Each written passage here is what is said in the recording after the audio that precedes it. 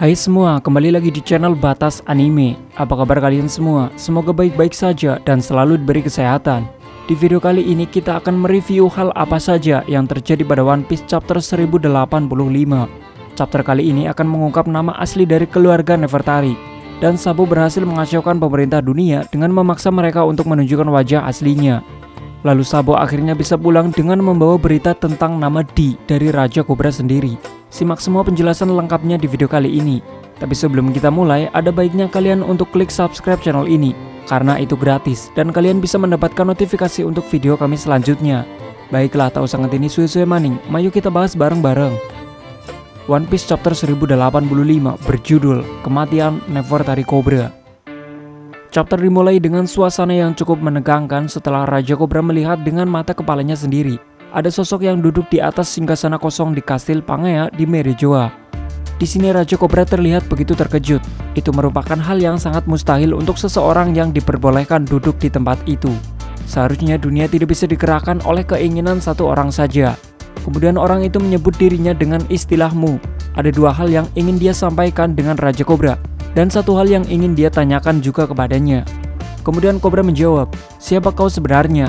Aku mengenali nama Imu, dan aku yakin kalau ini bukan hanya sebuah kebetulan.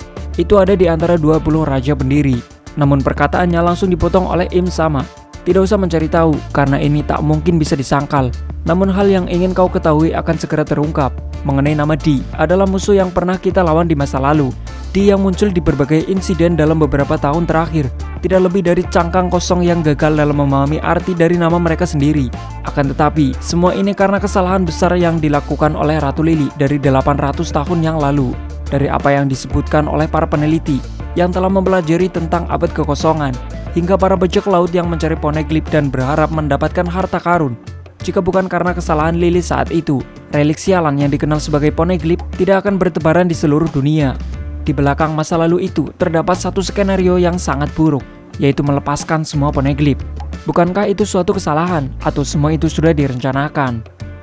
Im Sama terlihat sudah begitu kesal. Aura iblis di dalam tubuhnya mulai muncul dan mengintimidasi, hingga membuat Raja Cobra berkeringat dingin. Para Gorosei di depannya langsung bersiap memegang senjata mereka masing-masing untuk menunggu perintah. Im Sama kembali melanjutkan, "Jawaban itu pasti sebuah kebohongan pada surat yang dikirim ke Arabasta. Beberapa saat yang lalu kau mengatakan itu dari Ratu Lily, dari keluarga Nefertari, bukan? Lalu kenapa tidak kau sebutkan nama asli dari pengirim surat yang ditinggalkan olehnya?" Pertanyaan itu menjadi momen yang sangat krusial bagi Raja Cobra. Dalam keadaan yang sangat terdesak, dia sampai berpikir kalau itu sudah berakhir baginya. Dia sadar kalau setelah ini dia tak mungkin bisa meninggalkan ruangan itu hidup-hidup. Kemudian Cobra mencoba kembali bertanya, "Jika aku mengarang sebuah kebohongan, apa aku bisa pergi dari sini?" Dan itu dijawab oleh Gorosei botak yang memiliki kumis lebat. "Momen di saat kau sudah melihat kemunculan dari Im Sama, nasibmu sudah ditentukan." Raja Cobra berpikir sudah dipastikan bahwa ini adalah hal tabu terbesar di dunia. Kemudian di sisi lain terlihat Sabo yang sudah menguping pembicaraan mereka dari balik pilar besar di bawah ruangan singgasana. Sebelumnya dia memang sudah berniat untuk masuk ke ruangan itu setelah mendengar percakapan dari para pasukan penjaga, namun dia malah melihat sesuatu yang tidak terduga. Dan saat ini dia bahkan sampai tercengang dengan situasi di sana yang sangat menegangkan. Raja Cobra berkata, "Ini seperti yang tertulis di dalam surat. Nama ratu yang memimpin kerajaan Arabasta 800 tahun yang lalu. Namanya adalah Nefertari D. Lily." Setelah mendengar nama D, Im Sama langsung menatap tajam dan secara tidak terduga. Ada sebuah panah bayangan yang mengarah ke Raja Cobra dan menusuk perutnya dari belakang. Dengan sigap Sabo yang ada di sana langsung melompat dan membakar para Gorosei dengan teknik tinju api Hiken. Lalu dia juga mengarahkan serangan api bernama Rux Gambit ke arah Im Sama. Namun orang itu langsung berubah menjadi sosok makhluk misterius yang langsung memakan api milik Sabo. Dia sedikit terkejut melihat Sabo dan berkata, "Dari mana kau datang?" Lalu setelah serangan Hiken Sabo mulai padam, terlihat 6 siluet makhluk misterius yang besar dan sangat mengerikan. Mereka semua adalah bentuk perubahan monster dari para Gorosei dan Im Sama. Belum diketahui apakah ini adalah kemampuan buah iblis atau sebuah keistimewaan dari ras kuno. Namun kita bisa menyimpulkan beberapa kemungkinan dari bentuk mereka. Dari sebelah kiri terlihat seperti Oni yang memiliki tanduk besar di kepalanya. Kemudian yang kedua terlihat memiliki awan melayang di lehernya, seperti Zoan yang telah dibangkitkan. Kemudian ada sosok seperti burung, seperti hewan mitologi atau hewan kuno. Lalu yang paling kanan terlihat seperti seekor mamut atau babi jika dilihat dari telinganya. Dan yang terakhir yang paling mengerikan di atas mereka adalah Im Sama yang terlihat seperti seekor reptil yang sangat besar dan kemungkinan memiliki kecepatan lompat yang luar biasa. Di sini Sabo berkata, "Aku berharap bisa mengenai kalian semua dengan satu serangan. Setelah aku pikir-pikir lagi, ternyata puncak dunia tampak seperti di neraka." Di sini juga terlihat sebuah denden musik CCTV yang merekam kedatangan Sabo. Dan momen inilah yang menjadi sampul koran yang beredar setelahnya, yang mengatakan kalau Sabo lah yang diduga telah membunuh Raja Kobra. Meskipun sebenarnya Sabo telah terlambat untuk menyelamatkan Raja Kobra yang telah jatuh terkapar, namun nyatanya beliau belum mati saat ini. Dan Raja Kobra mengenali Sabo kalau dia adalah kakak dari Luffy dan bagian dari pasukan revolusi. Tapi Kobra bertanya mengapa dia mau membantunya. Dan Sabo menjawab, musuh kami bukanlah para raja, tapi seseorang di atas mereka. Yang dimaksud olehnya adalah para Tenryubito dan pelayannya, yakni para Gorosei. Sabo kembali bertanya, bagaimana kau bisa mengenaliku?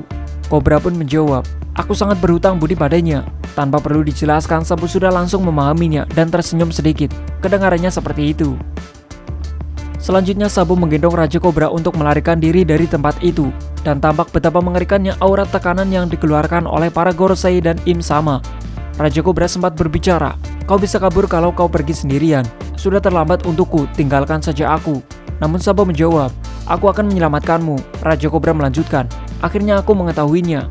Aku tidak bisa membiarkanmu mati di sini. Aku butuh bantuanmu untuk bilang pada Luffy dan Vivi satu hal. Kita juga adalah di.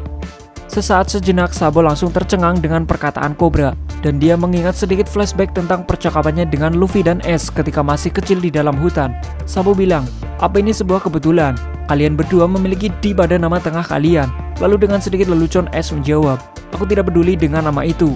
Ayo kita kasih di juga pada namamu. Aku akan memanggilmu Sadibu. Kenangan itu telah membuat Sabo melamun dan kehilangan kesadarannya sejenak.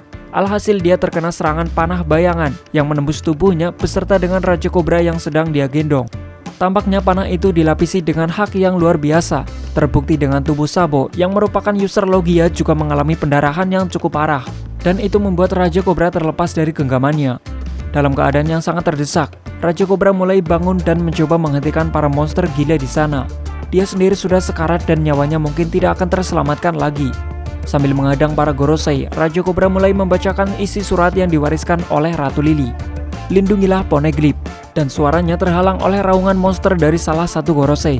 Dan kata-kata terakhir darinya adalah, kibarkan bendera untuk cahaya baru dunia. Tertanda, Nefertari di Lily. Aku mengandalkanmu Sabo, bertahanlah sebisa mungkin. Momen itu ditutup dengan teriakan Sabo terhadap Raja Kobra. Meski setelahnya Sabo berhasil kabur dari istana Merejoa, namun terlihat Raja Kobra sudah dibunuh oleh para Gorosei dan terkapar di lantai. Dan secara tidak terduga ada seseorang yang tidak sengaja melihat insiden pembunuhan Raja Kobra dari lubang kecil di balik dinding, dan dia adalah Raja Wapol. Dalam hati dia berkata, Raja Kobra terbunuh begitu saja. Aku memang membencinya, tapi aku tidak senang melihat kejadian ini. Aku baru saja melihat sisi kegelapan dari pemerintah dunia. Aku tidak butuh soal itu. Siapa mereka semua? Hidupku sudah berakhir. Dalam keadaan panik setengah mati, Raja Wapol tak bisa apa-apa lagi selain yang ada dalam pikirannya kini hanyalah menyelamatkan diri dari sana. Kemudian kita beralih ke dalam suasana yang terjadi di beberapa ruangan di istana. Dari ruangan rapat para raja dalam sidang referee yang sedang berlangsung, mereka mendapatkan kabar bahwa Raja Kobra dan Raja Wapol tidak bisa hadir di sana dan mereka bisa memulai sidangnya tanpa mereka berdua. Kemudian terlihat Putri Shirahoshi dan para kakaknya yang mulai berkemas untuk pergi ke Redport untuk segera turun ke lautan. Di sini Putri Shirahoshi tampak mengkhawatirkan kepergian Putri Vivi dan dia ingin berbicara lebih banyak dengannya. Lalu Putri Vivi sendiri telah ditangkap oleh para agen CP0 yang baru dan dia diikat di sebuah kursi di ruangan tamu Kastil Pangea. Dia sempat membelot, apa yang akan kau lakukan padaku? Lepaskan aku. Dan siapa yang memberi kalian perintah? Akan kuberitahu seluruh dunia tentang apa yang terjadi di sini. Kemudian di sini terlihat Jabra dan Khalifa yang juga mulai berbicara. Dimulai dari Jabra. Woi, kau ini tak bisa diam ya? Kau pikir bisa kabur begitu saja setelah apa yang kau katakan barusan? Dasar wanita keras kepala. Dilanjutkan dengan Khalifa. Sepertinya tidak ada orang yang akan datang menyelamatkanmu, Tuan Putri. Mereka mungkin akan menulis namamu sebagai orang hilang. Kau mungkin bisa menjadi peliharaan seseorang. Namun bukannya memikirkan diri sendiri, Vivi malah mengkhawatirkan keselamatan Putri Shirahoshi. Dan Jabra menjelaskan kalau kejadian pemberontakan terhadap Saint Carlos kembali terulang lagi. Kali ini ada dua berandalan dari bajak laut yang bernaung di bawah bendera Straw Hat Pirates yang telah mengeplak kepala Carlos sampai benar-benar pingsan. Mereka bahkan bangga menyatakan kemenangannya karena perlindungan dari Saint Mjosgard.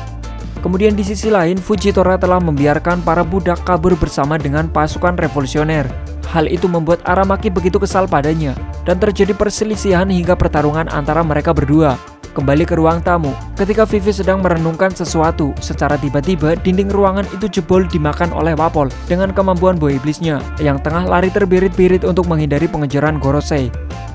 Hal itu sontak mengejutkan semua orang yang ada di sana. Namun tidak habis pikir, Vivi langsung memanfaatkan momen itu untuk kabur. Lalu setelah Wapol pergi menembus ruangan lainnya, para Shibisero baru menyadari kalau Putri Vivi sudah tidak berada di ruangan itu lagi. Dan setelahnya terdapat sebuah momen yang lucu. Wapol terlihat berlari membawa Putri Vivi di mulutnya. Mereka sedikit berbicara. "Hei Wapol, seberapa jauh kau akan lari?" Wapol menjawab, "Sejauh mungkin, sampai ujung dunia di mana tidak ada orang yang bisa mengejarku."